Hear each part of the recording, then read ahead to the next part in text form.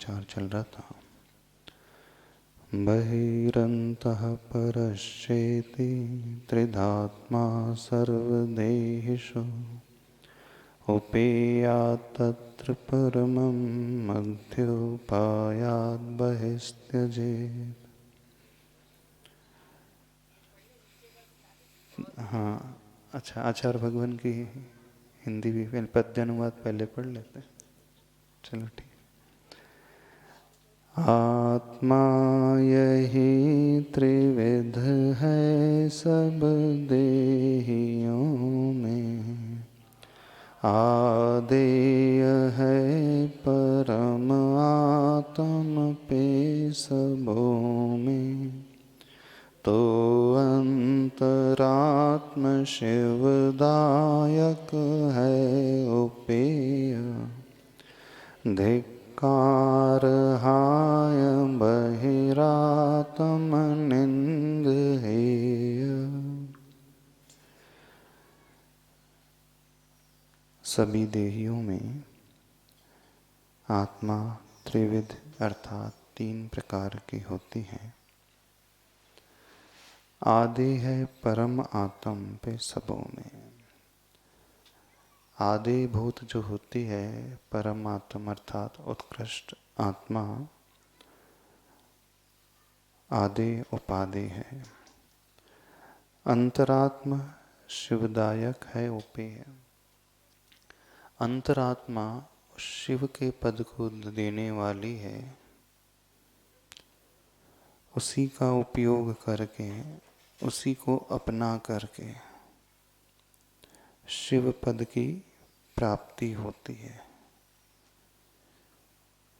और बहिरातम निंद है, हे है, उसे धिक्कार है, उसकी यहाँ पर निंदा की जा रही है।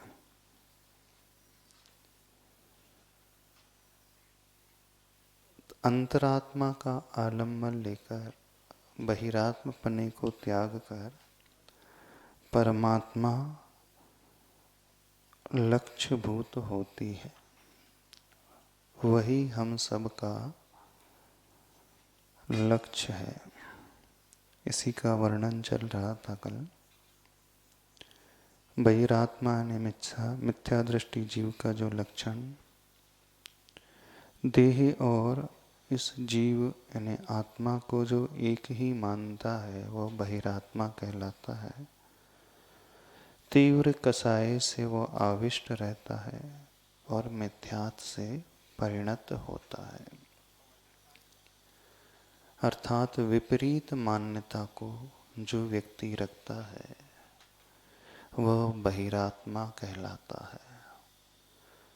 जो जिस रूप में है उस रूप में न स्वीकार कर उससे ठीक दूसरे रूप में स्वीकारना देखना, यह मिथ्यात्व की पहचान होती है।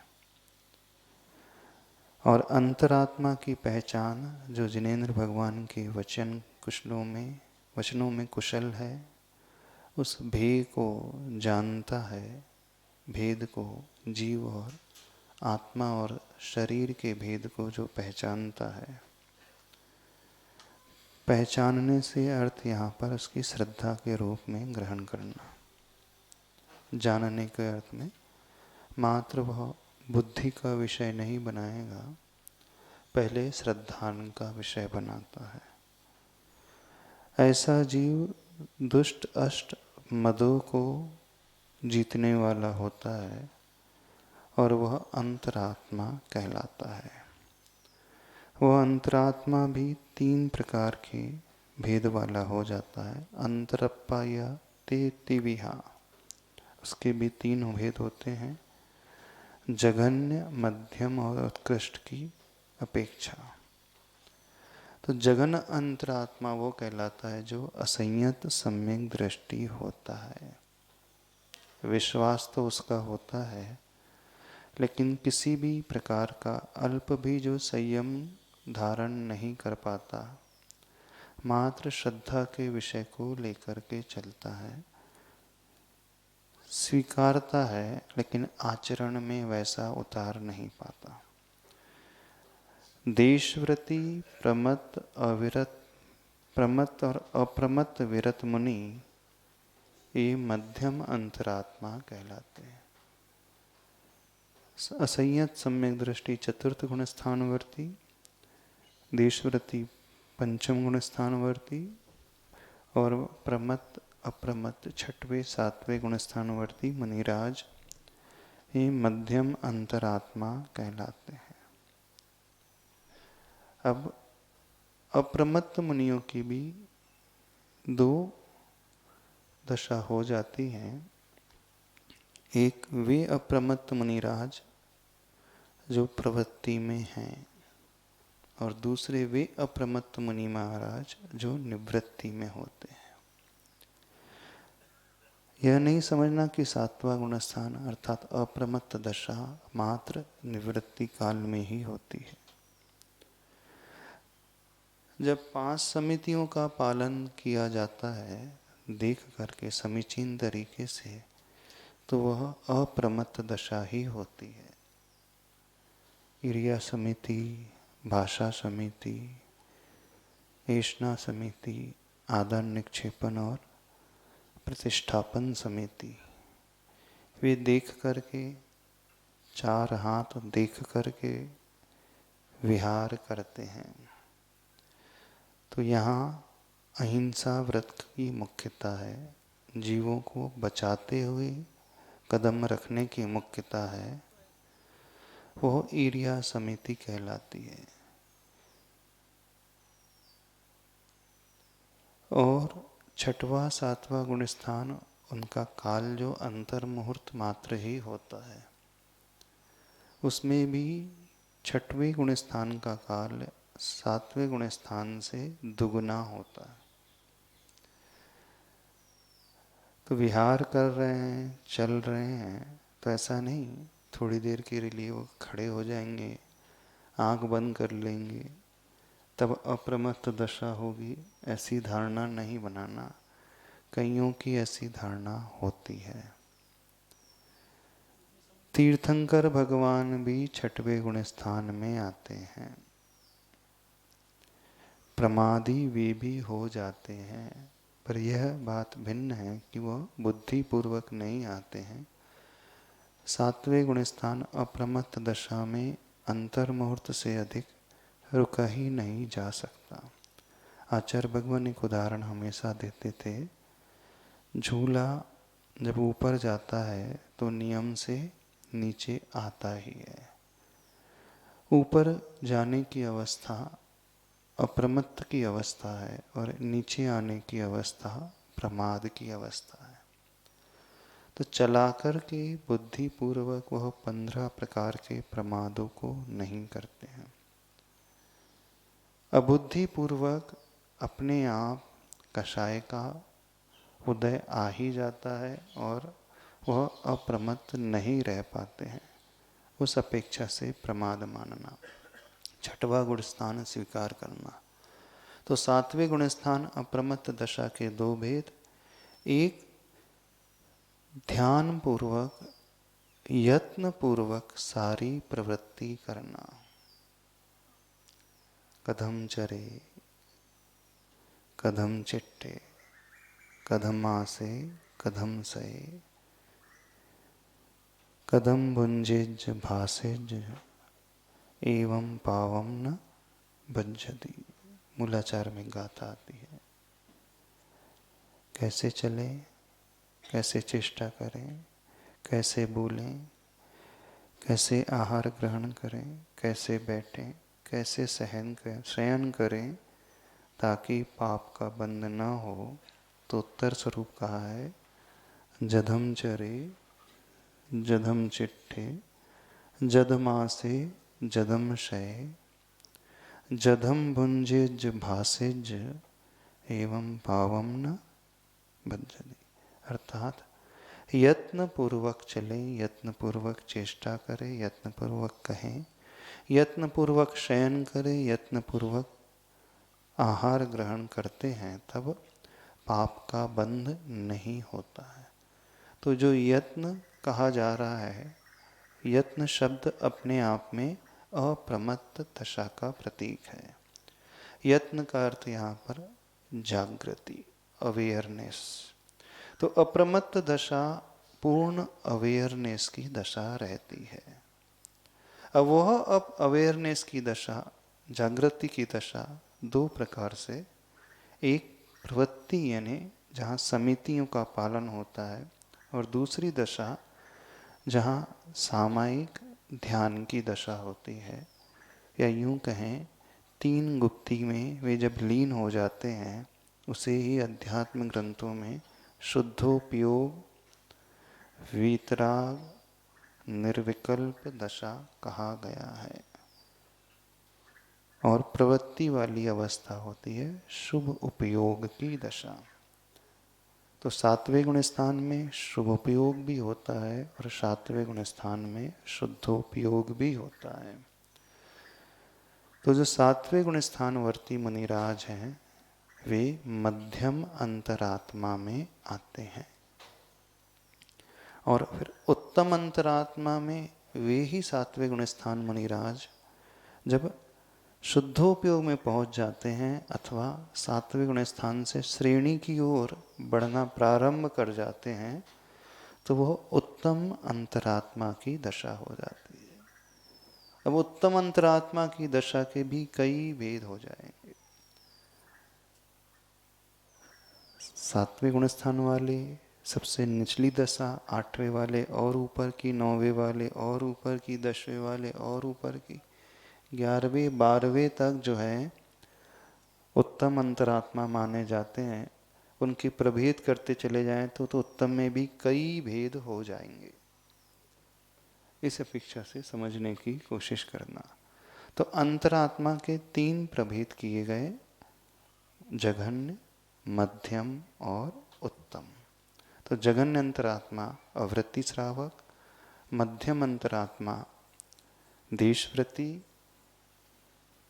प्रमत्त विरत और अप्रमत्त विरत, वे मुनिराज जो प्रवृत्ति में लीन है। उत्तम में फिर शुद्धोपयोग की दशा।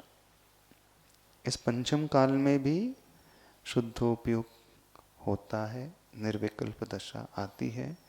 तीन गुप्तियों से वे सहित हो सकते हैं, पर उसका काल, उसकी अवधि अत्यल्प होती है।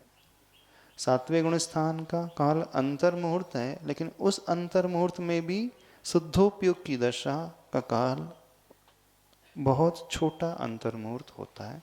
इस रूप में उसे समझने की कोशिश करें।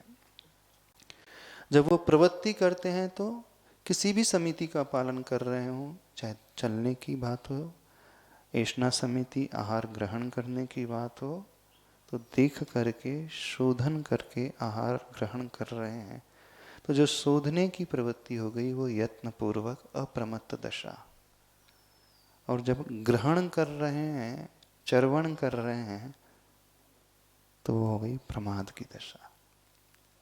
आचार्य कहते थे शोधन, अप्रमत्त और मुख में की ओर ले जाना, मुख में लेना, चर्वण करना, ये सब संज्ञा पूर्वक, आहार संज्ञा इच्छा पूर्वक प्रमाद के कारण हो रहा है। हाँ? तो अंदर से तो ले रहे हैं, इच्छा हुई तभी तो ले रहे हैं। इच्छा हो रही है शरीर को चलाना है, इच्छा हो रही है कि 6 आवश्यकों का अच्छे से पालन करना है, इच्छा है कि वैयावृत्ति करना है, धर्म ध्यान करना है, सामायिक करना है, संयम का पालन करना है, ये इच्छा हो गई तो प्रमाद। अब उसमें रस नहीं ले रहे हैं, ये हो गई अप्रमत्त की दशा। जैसा आया नीरस, ठंडा गरम, उसे ले लिया बिना एक्सप्रेशन चेंज किए चेहरे पे। प्रमादी होंगे तो एक्सप्रेशन अलग झलक जाएंगे। अब प्रमाद में भी कई भेद हो जाएंगे। एक प्रमाद वो जो चर्वण स्वरूप है, लिया जा रहा है, और प्रमाद की और निचली दशा ठंडा सा है, नमक नहीं है, ये और निचली दशा हो जाएगी। हाँ, प्रमाद है, 15 प्रकार के प्रमाद हो गए, लोभ कषाय पैदा हो गई,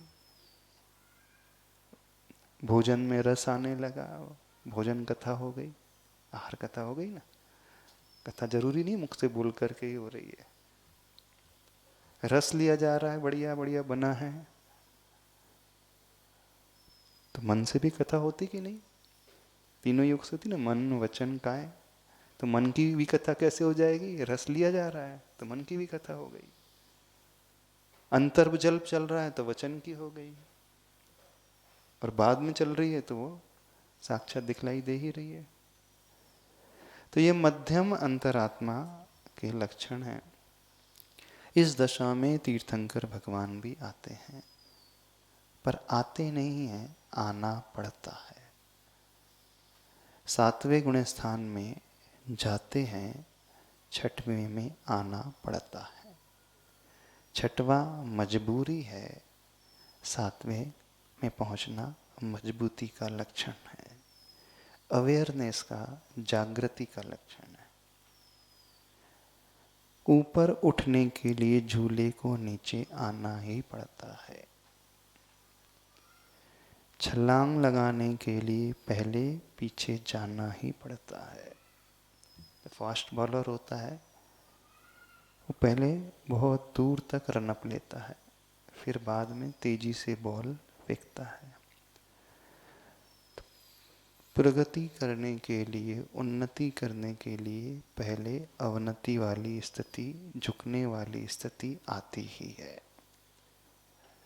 बिना झुके छलांग लगाई नहीं जा सकती, है ना।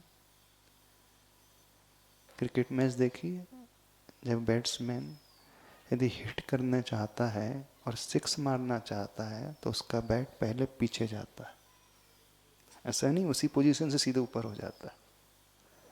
हाँ, नहीं, उसी पोजीशन से सीधे ऊपर नहीं होगा बैट। वो एक हिट करने के लिए उसका बैट पीछे जाएगा, जितना पीछे जाएगा उसी के अनुरूप उतना फोर्स बाहर जनरेट होता है। तो पीछे जाना मजबूरी है। कोई बैट्समैन पीछे बैट ले जाना नहीं चाहता, कोई रिवर्स में जाना नहीं चाहता, कोई रनअप लेना नहीं चाहता, पर गति देना है बॉल को तो जाना पड़ता है। ऐसे ही जो तीर्थंकर भगवान प्रमाद में आते नहीं है, आना पड़ता है। क्यों?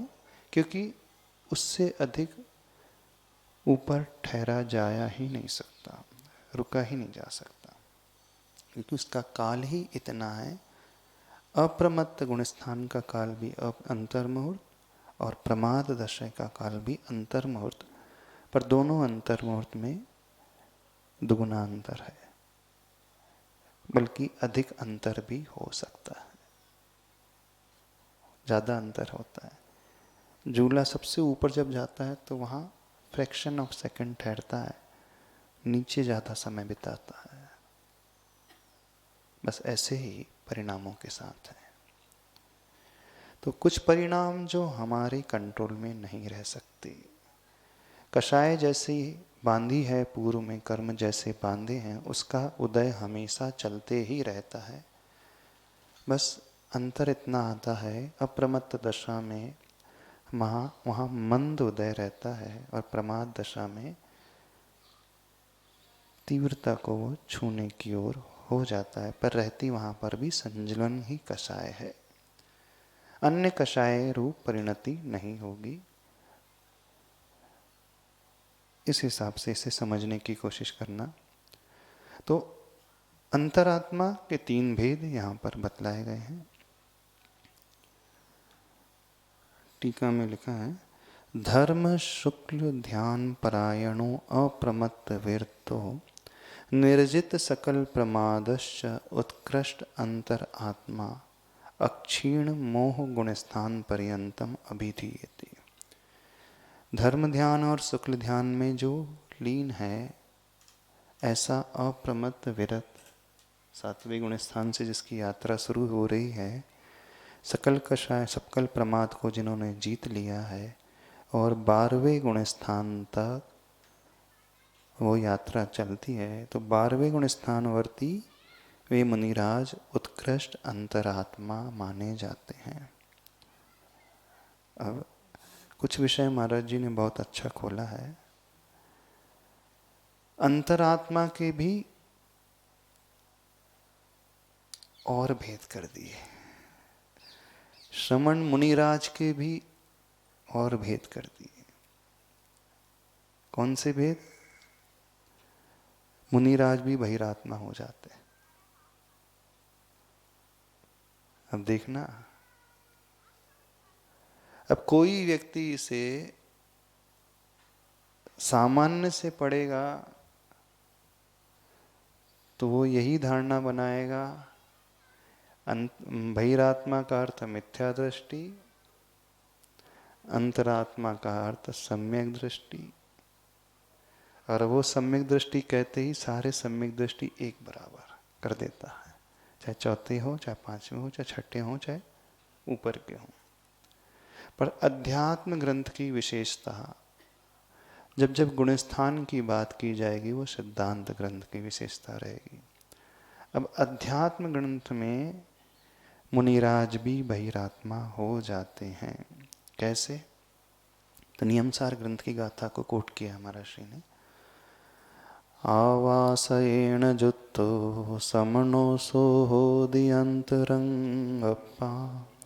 आवासय परीणो समनो सोहोदि बहिरप्पा।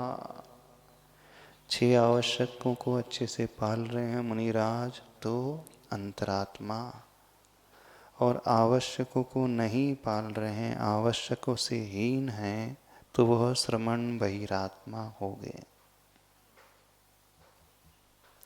क्या कहा गया? मुनिराज के कौन से 6 आवश्यक हैं? पता है? नहीं पता? समता समारे तुति उचारे, वंदना जिन देव को, निज करें प्रत्याख्यान, प्रत्याख्यान प्रतिक्रमण, हाँ, नित्य करे श्रुति रति, नहीं है, श्रुति रति नहीं आता है, नहीं, प्रत्याख्यान और प्रतिक्रमण, हाँ, प्रत्याख्यान ही है, सुधी सुधार पढ़ो सदा, करें प्रतिक्रमण, प्रत्याख्यान और कायोत्सव, ऐसी कुछ पंक्तियां छेड़ाला की, वहाँ श्रुति शब्द आया है। पर आचार्य भगवान कहते हैं श्रुति तो स्वाध्याय थोड़ी आवश्यक है मुनिराज का, प्रत्याख्यान आवश्यक है। समता, स्तुति, वंदना, प्रतिक्रमण, प्रत्याख्यान और कायोत्सर्ग, ये 6 आवश्यक हैं। जो श्रमण, जो साधु इन 6 आवश्यकों में लीन है वो अंतरात्मा, और जो इन 6 आवश्यकों से हीन है वो बहिरात्मा। अब मुनिराज शयन कर रहे हैं तो कौन सा आवश्यक कर रहे हैं? बताना, कौन सा आवश्यक? अभी आवश्यक की बात चल रही है, आवश्यक शब्द आया ना, 28 मूल की बात नहीं चल रही अभी। कौन सा आवश्यक है? इस अपेक्षा से शयन करते मुनिराज बहिरात्मा हो जाएंगे। देखो लिखा तो ये नियमसार में। अब थोड़ी विवक्षा और समझेंगे तो 28 आवश्यक से मतलब यहाँ पर लगाना, 28 मूल गुणों को जो अच्छे से पाल रहे हैं वे अंतरात्मा, ऐसे ही लगाएंगे कि और कोई लगा लेंगे? अब 28 मूल गुण से हीन तो फिर तो साधु ही नहीं रह जाएंगे।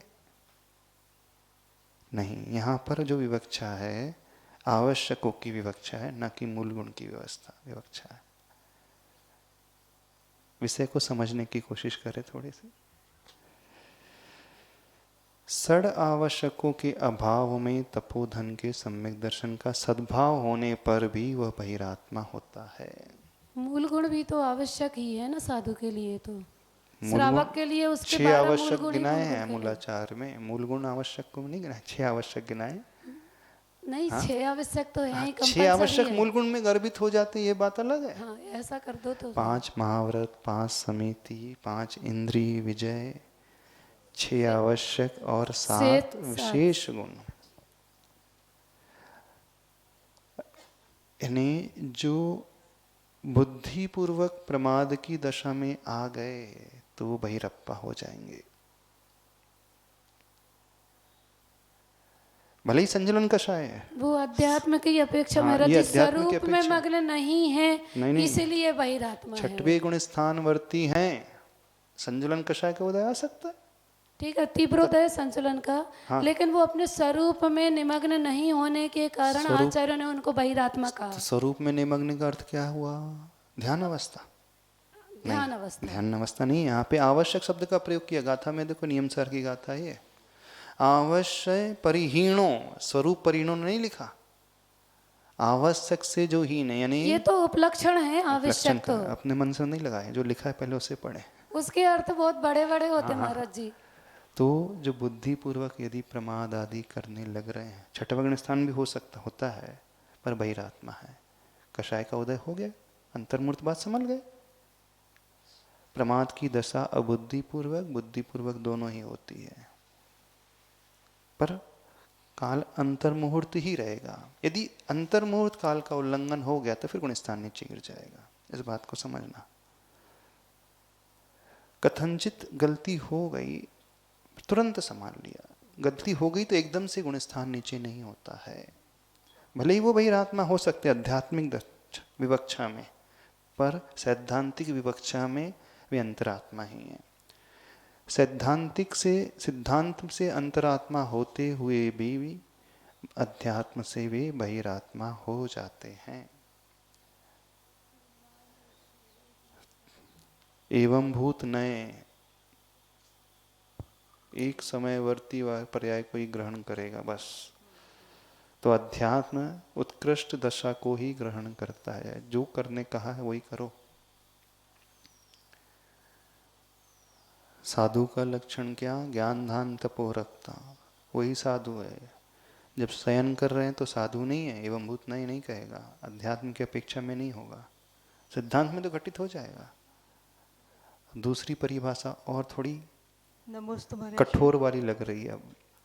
अब देखना इसमें। हाँ, जब प्रमत्त दशा में बुद्धिपूर्वक प्रमाद कर रहे हैं तब तो बहिरात्मा है, लेकिन जब अबुद्धिपूर्वक प्रमाद है तब भी बहिरात्मा हो जाएंगे, अबुद्धिपूर्वक हो जाएंगे। अभी तो 12वें गुण स्थान वाले को भी बहिरात्मा कहने वाले। और तो बहिरात्मा के जो कैटेगरी बहुत सारी हो जाएंगी, विवक्षा जितनी बनाए हैं अध्यात्म में उतनी बनती चले जाएगी। एक प्रश्न और है महाराज जी, छोटा सा, कि छठम सप्तम गुण स्थान में ऊपर नीचे होते रहते हैं, ये तो है, लेकिन इससे नीचे या इससे ऊपर भी नहीं परिणाम से होते होंगे क्या? इससे नीचे में 7वें से ऊपर जा ही नहीं सकते। पंचम आवश्यक सब पालन कर रहे हैं, आवश्यक सब पालन करते हुए परिणाम से तो 7वें से तो ऊपर थोड़ी जा सकते हैं भी पंचम काल में। नीचे, हाँ, नीचे से जा, नीचे आवश्यक पाल रहे हैं, नीचे नहीं, आवश्यक को अच्छे से पाल रहे तो नहीं जाएंगे वो। अच्छा, अंतर्मुहूर्त काल जो संस्कार काल है, उसका उल्लंघन हो गया हुआ, कषाय को लेकर जा भी सकता है। द्रव्यलिंग बना रहा, भावलिंग से नीचे आ रहा, हाँ, हो सकता है।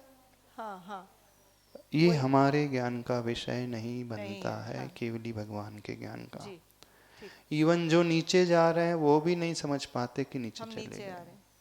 हाँ, और भी थोड़ा सा कठोर कह रहे हैं। अंतर बाहिर जपे जो वट्टई सो हवे बहिरप्पा, जपे सुजना वट्टई सो उच्चाई अंतरंगप्पा। अंतर्जल्प और बहिर्जल्प में जो प्रवर्तमान है वो बहिरात्मा, और जो जल्प से में वर्तन नहीं करते हैं वे अंतरात्मा। अब कहाँ तक हो जाएगा ये? अंतर्प जल कहाँ तक चलता है? 12वें तक भी चल सकता है। समझ में आ रहे हैं? भावलिंगी संत है।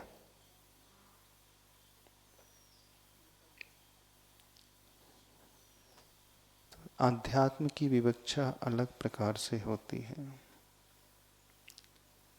सिद्धांत में वो भावलिंग ही माने जाएंगे। स्वाध्याय, प्रत्याख्यान, स्तव आदि बहिर्जल्पम। ये परिभाषा बहिर्जल्प नियम सार तीर्थंकरों की के लिए भी घटित हो जाएगी। क्यों नहीं घटित होगी? वो वर्धमान चारित्री होते हैं ना, इसलिए। वो तो सिद्धांत की विवक्षा में, अध्यात्म की विवक्षा में नहीं। स्तुति कर मतलब रहे हैं, स्तुति कर रहे हैं मुनि महाराज, आवश्यक का पालन कर रहे हैं ना। चतुर्विंशति स्तुति कर रहे हैं, स्वयंभू स्तोत्र पढ़ रहे हैं, आवश्यक का पालन कर रहे हैं ना। कर रहे हैं। बहिर्जन, बहिरात्मा।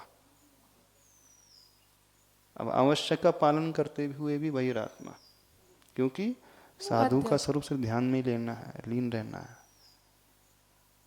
आचार्य जी बोलते हैं 99% भी आ रहे हैं तो फेल है। फेल तो है, 1% कम क्यों आए? फेल। जब तक इस प्रकार से कथन नहीं होगा, दृष्टि 100% की ओर होती ही नहीं है। तो ऐसा तो श्रावक भी बहिरात्मा बन जाएगा महाराज जी। जब पंचम मुनि गुण महाराज स्थान बन रहे वर्ती। तो श्रावक भी बन ही रहा हाँ। होता। श्रावक तो बहिरात्मा कहलाएगा ही। पंचम गुण स्थान वर्ती यदि वो अपने मूल गुणों का पालन कर रहा है, हाँ, तब तो वो बहिरात्मा जो है। जिसकी कैटेगरी बताई गई है, पंचम गुण स्थान का जो मापदंड रखा है, उसके अनुरूप थोड़ा भी वो उसमें कमी रहा है तो बहिरात्मा हो जाएगा। सिद्धांत में अंतरात्मा होगा। इस अपक्ष, इस विवक्षा से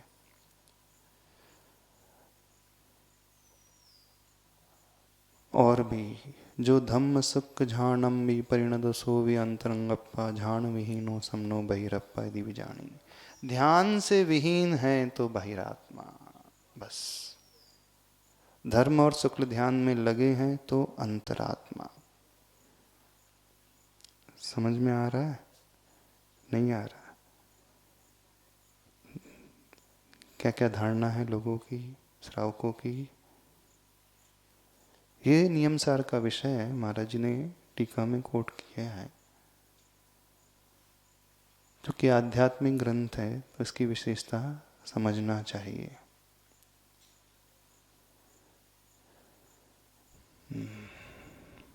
श्रमण अभय अभेद रत्नत्रय प्रवीणो अंतरात्मा प्रज्ञप्ता तद विलक्षण। समिति आदि में लीन है, व्याख्यान में है, प्रतिक्रमण कर रहा है तो भी बहिरात्मा। यहाँ समय सार की बात आ जाएगी। विष्कुम कह दिया जहाँ, प्रतिक्रमण को भी वो वाली बात है। ये हो गया अंतरात्मा का वर्णन पूरा। अब आ रहा है कौन सी आत्मा? परमात्मा। सकल अकल भेदात परमात्मा भी द्विप्रकारेण विज्ञेय। परमात्मा के कितने भेद हैं? सकल और विकल। महाराज जी ने टीका में अकल लिखा है। कल से रहित, सो विकल भी हो सकता है, अकल भी हो सकता है। दोनों ही शब्द लिखे जा सकते हैं। कल का निकल भी आता है। हाँ, निकल भी लिख सकते हैं। निकल, बिकल और निकल, अकल। हाँ, निषेधात्मक। विगतः कल यस्मिन स विकलः।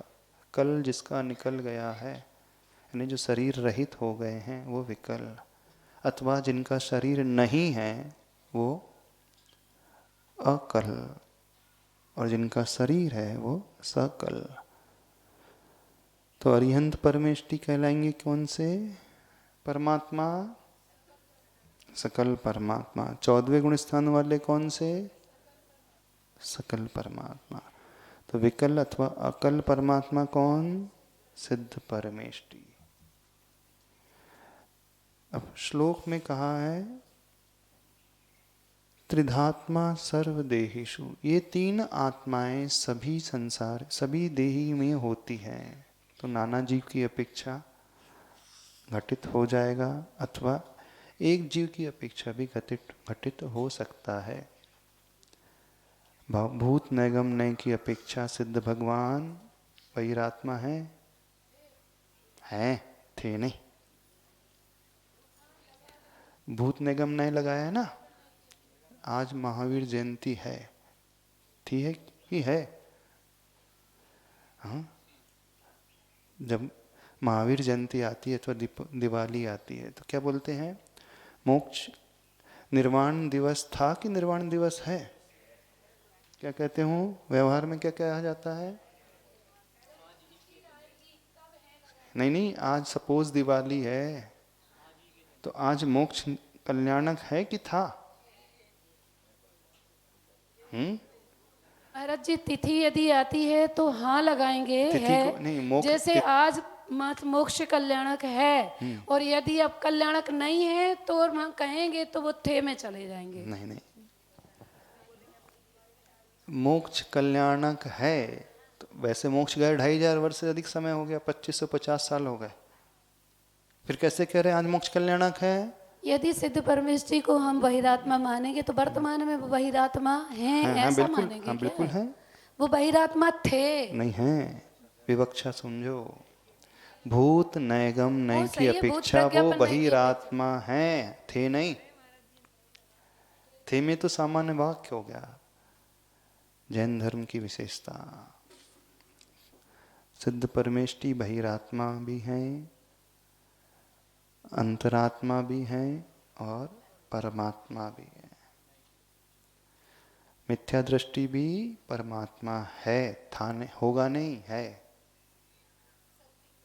शक्ति नहीं, भावी नैगम नय की अपेक्षा, शक्ति की बात नहीं कर रहे अभी, शक्ति नहीं है। नैगम नय, भावी नैगम नय की परिभाषा क्या है? भविष्य में होने वाली घटना को वर्तमान की भांति जो कथन करे, आलाप पद्धति नहीं पढ़ी? पढ़ी है ना?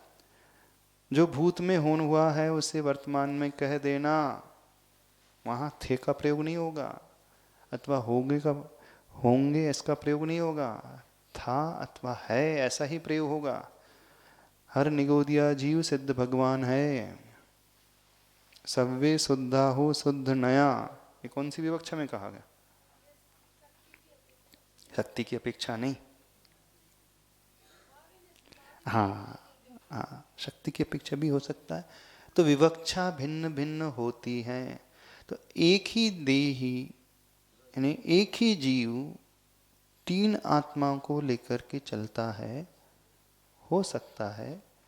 तो सिद्ध भगवान बहिरात्मा, अंतरात्मा, परमात्मा, बस विवक्षा समझना होगा किस विवक्षा से कथन किया जा रहा।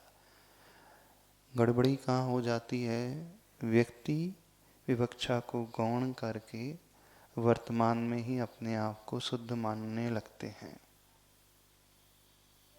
सव्य शुद्धा हो शुद्ध नया, तो बोले मैं भी शुद्ध हूँ शुद्ध निराकुल। कौन सा वो भजन होते हैं? महाराज जी मैं वो हूँ जो हूँ है भगवान, मैं जो हूँ वह है भगवान, वह मैं हूँ जो है भगवान। हाँ, अंतर यही ऊपरी जान। बेविराग यहाँ राग भी था। विवक्षा समझे। तो हर आत्मा, हर देही जो होता है, हर जीव जो है, उसके भीतर तीन प्रकार से आत्माओं का वर्णन घटित किया गया है। चले आगे चले। अच्छा, अभव्य जीवों में तीन आत्मा होंगे कि नहीं होंगी? अब बता। हाँ, अभव्य जीव में भी तीन प्रकार की आत्मा हो सकती कि नहीं हो सकती? बोलिए। शक्ति की अपेक्षा तो हो सकती है, व्यक्ति कभी होनी नहीं है महाराज जी, उसकी इसलिए एक ही बनेगी। श्लोक में क्या लिखा है? त्रिधात्मा सर्वदेहेषु। यहाँ भव्य नहीं लिखा, क्या लिखा है? सर्वदेही, सभी जीवों में। तो अभव्य की भी मानने की नहीं माने? नहीं मानना पड़ेगा। अच्छा, अभव्य भगवान सिद्ध बन सकते कि नहीं बन सकते? नहीं,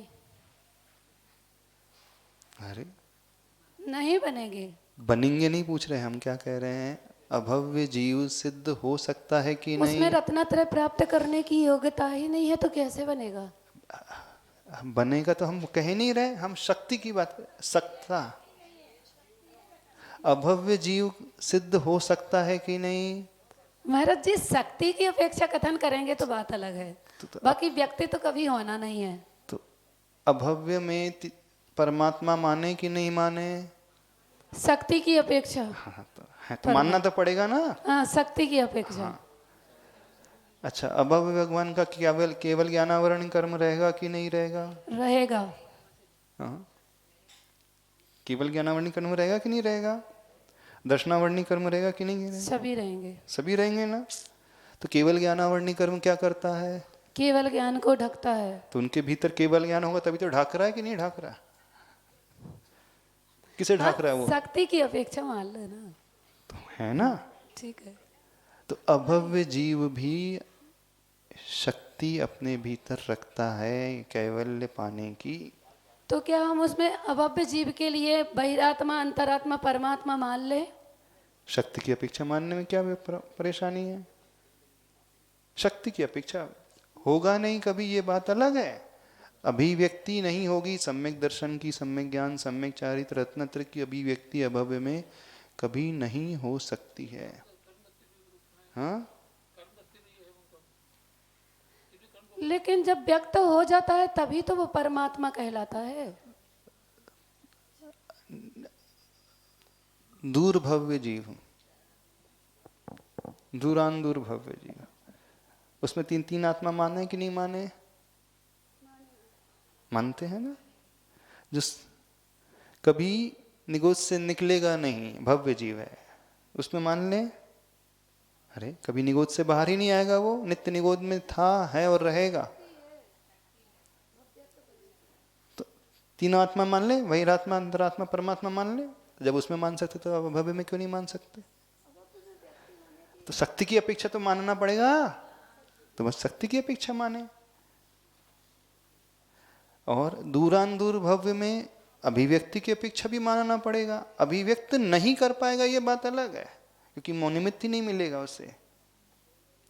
ऐसे यदि ऐसा ना माना जाए तो फिर अभव्यों के 8 कर्म नहीं मानना पड़ेगा, उनके कर्म कम हो जाएंगे। 8 कर्म अनादिकाल से हर जीवात्मा में बंधे हुए हैं। नमोस्तु महर्षि। ये जो जीव कभी भी शक्ति होते हुए भी कभी भी सिद्ध नहीं बन पाएगा, तो उसने इतने कठिन कर्म कब, कैसे, कहाँ बांध लिए?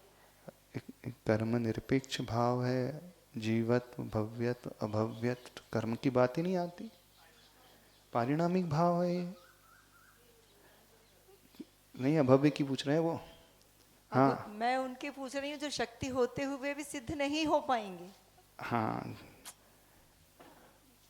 दूरान दूर भव्य, अभिव्यक्ति की शक्ति कि केवल ज्ञान की शक्ति?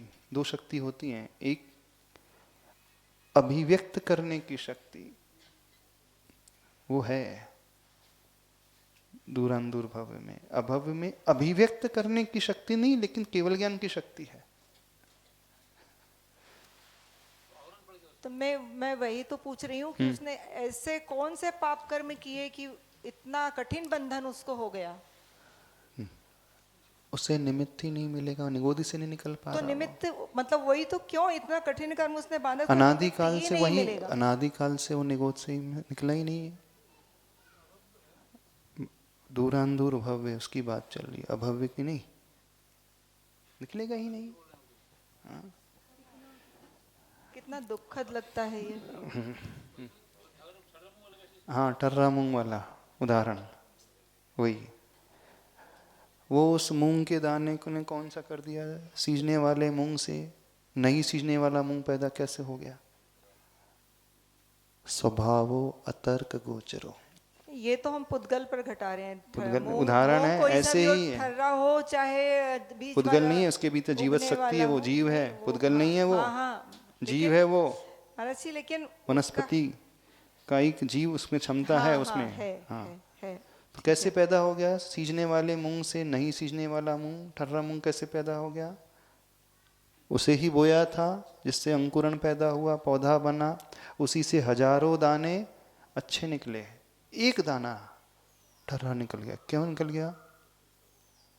उसका कोई उसमें तर्क नहीं है। ये स्वभाव है, पारिणामिक भाव है, इसमें कोई कुछ नहीं कर सकता। न हम न तीर्थंकर भगवान भी। झलकना अलग है, लेकिन उससे होगा क्या? वे जान रहे हैं, केवल ज्ञानी जान रहे हैं कि यह अभव्य है। वे अभव्य को भव्य नहीं बना सकते। सारे तीर्थंकर भी मिल जाएं तो एक भव्य को अभव्य नहीं बना सकते। हो ही नहीं सकता।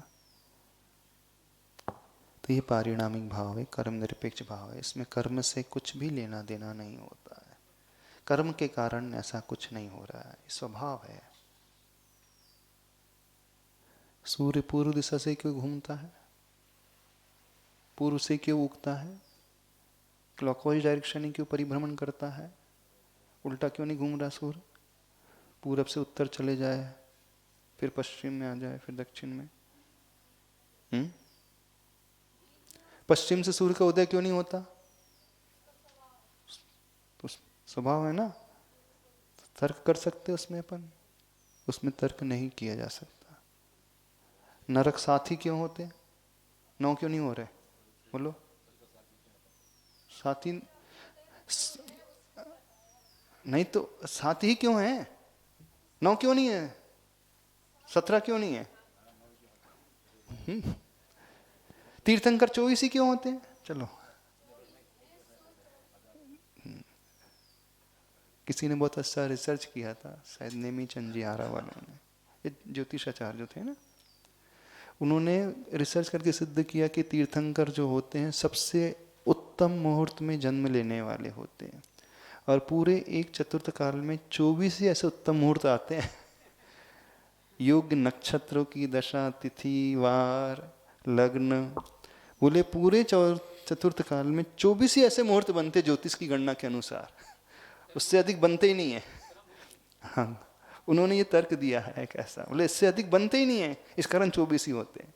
क्योंकि वो सबसे पुण्यशाली प्रकृति होती है, और पुण्यशाली प्रकृति जिसकी होती है वो ऐसे वैसे अशुभ मुहूर्त में, यानी हीन मुहूर्त में जन्म नहीं ले सकते। उनका जन्म सर्वोत्कृष्ट मुहूर्त में ही होना चाहिए। यह शांत राग रुचि भी परमाणु विस्तुम, बोले 24 के बराबर ही मैटर था रॉ मटेरियल शरीर बनाने लायक, उससे ज़्यादा था ही नहीं संसार में। इस कारण 24 ही तीर्थंकर होते हैं। 24 तीर्थंकर क्यों? क्योंकि रॉ मटेरियल खत्म हो गया।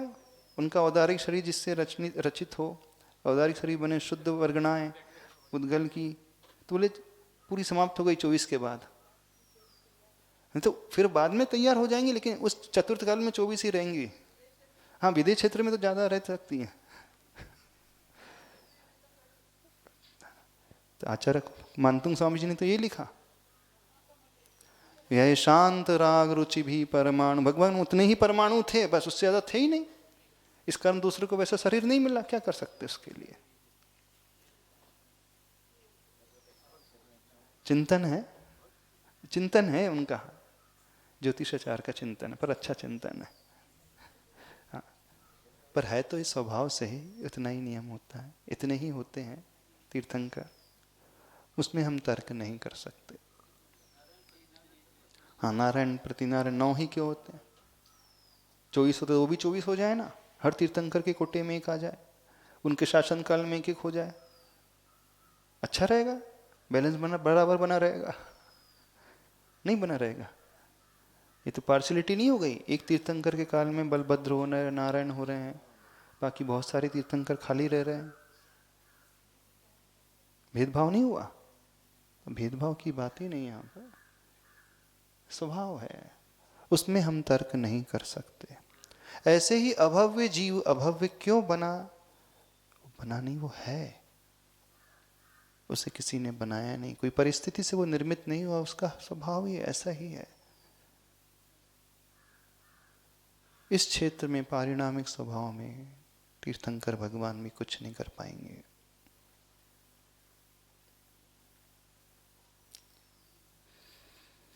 चले आगे चले।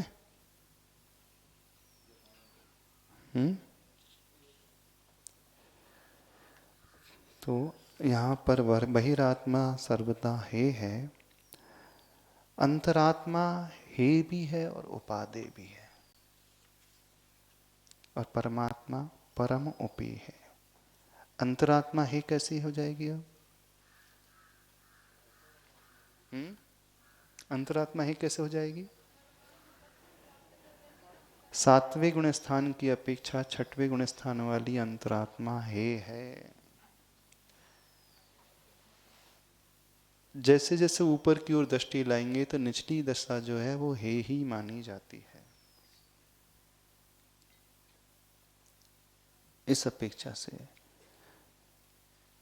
तो अंतरात्मा बहिरात्मा की अपेक्षा उपादेय है,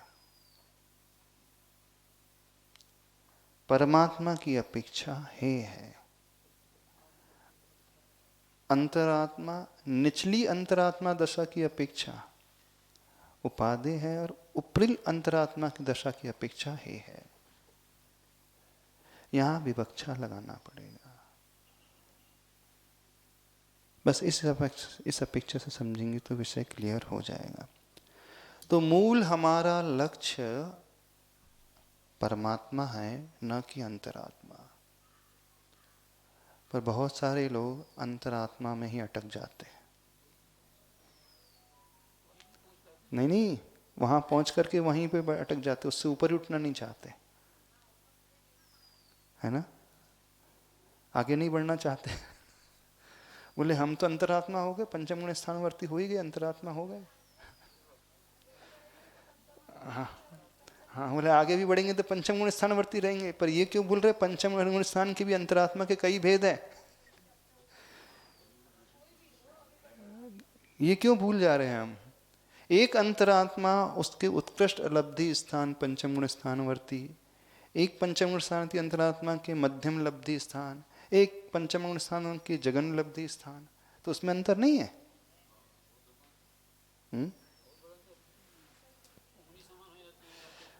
तो व्यक्ति जो है बस मार्ग को ही पकड़ करके लक्ष्य बना करके चल रहा है।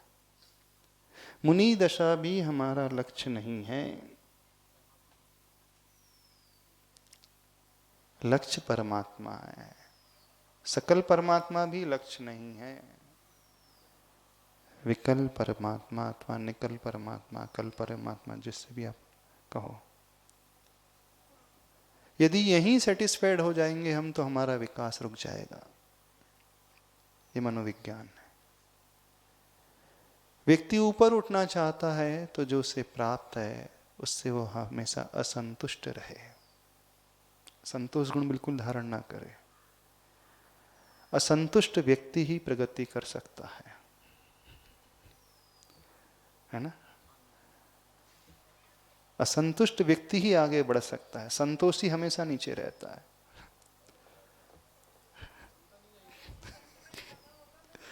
हाँ, संतोषी व्यक्ति कभी आगे नहीं बढ़ पाएगा, जो असंतोषी होगा वही आगे बढ़ पाएगा।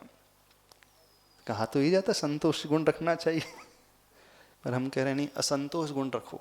संतोषी बनना तो लक्ष्य है, नहीं, संतुष्ट होना तो लक्ष्य है, पर सिद्ध भगवान परम संतुष्ट है। हाँ, वो दशा की बात कर रहे हैं। जो हमें लक्ष्य तो प्राप्त वही है ना। उसमें यदि हम संतुष्ट हो गए तो विकास कैसे रुक हो सकते गया। हैं? कैसे हो सकते हैं संतुष्ट? हो गए ना कुछ लोग, पंचम गुण स्थानवर्ती हो गए, जो हम बने बस वो संतुष्ट। अब आगे कौन बढ़े?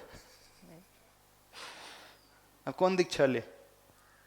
दीक्षा दीजिए ना। नहीं, हो गए ना, संतुष्ट हो गए ना।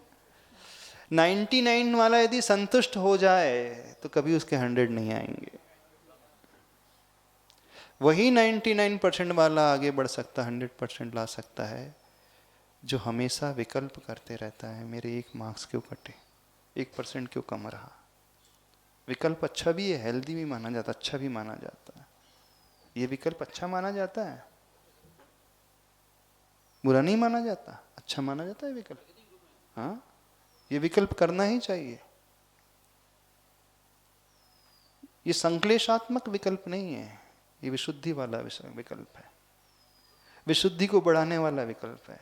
एक विकल्प जो संक्लेशात्मक होता है, राग द्वेषात्मक, वहाँ तनाव होगा, टेंशन हो जाएगा, डिप्रेशन में पहुंच जाएगा। इस विकल्प में हमेशा वो मोटिवेट रहेगा, उत्साहित बना रहेगा, वो अच्छा सोचता रहेगा, ऊंचा उठने की भावना हमेशा भाते रहेगा। तो ये विकल्प बहुत अच्छा। इस विवक्षा को लेकर के हमेशा असंतुष्ट रहना चाहिए। यहाँ पे संतोष गुण नहीं धारण करना चाहिए।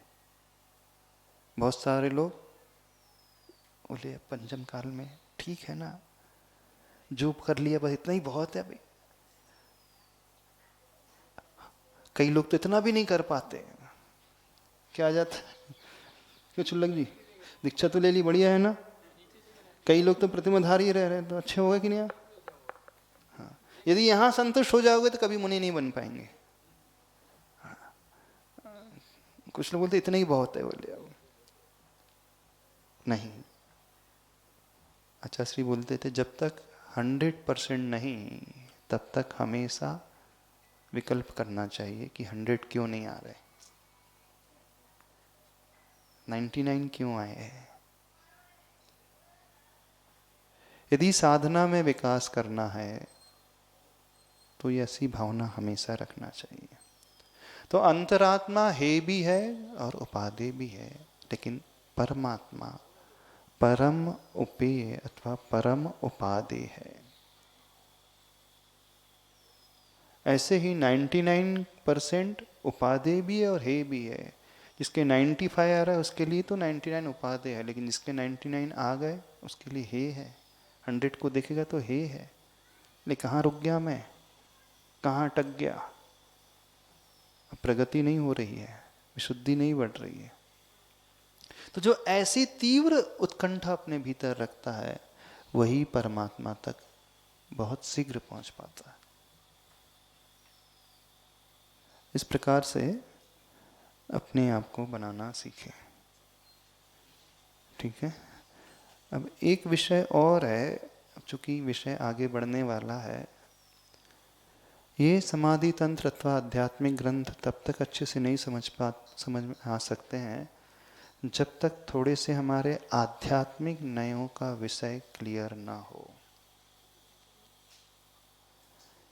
निश्चय नए, व्यवहार नए, उपचार नए, उपचरित, सद्भूत, असद्भूत, जब तक यह विषय, यह सिद्धांत क्लियर ना होगा तब तक इसमें बहुत बड़ी उलझन रहेगी और व्यक्ति फंस जाते हैं। हाँ, तो अब कल हम ये पहले ये विषय क्लियर करेंगे, उसके बाद आगे बढ़ेंगे।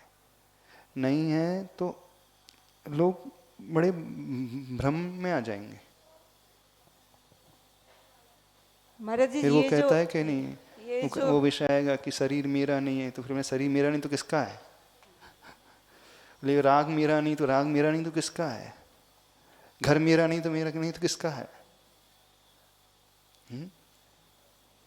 ये विषय ऐसा है महाराज जी कि पुनरावृत्ति होती रहे ना तो उलझन नहीं होती। तो ये विषय जब तक तो भूल अच्छे से जाते हैं। क्लियर ना हो तब तक आध्यात्मिक ग्रंथ पूरा समझ में आएगा ही नहीं। कल थोड़ा सा उसको पहले ले लेंगे, फिर बाद में अगला श्लोक पढ़ेंगे। आज इतना ही रखते हैं। बोले आचार्य परमेश्वर गुरुदेव श्री विद्यासागर जी महाराज का जय।